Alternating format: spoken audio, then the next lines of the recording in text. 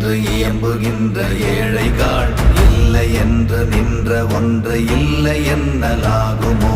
இல்லை அல்ல என்றும் அல்ல, இரண்டும் ஒன்றி நின்றதை எல்லை கண்டு கொண்டோர் இனி பிறப்பதிங்கு இல்லையே.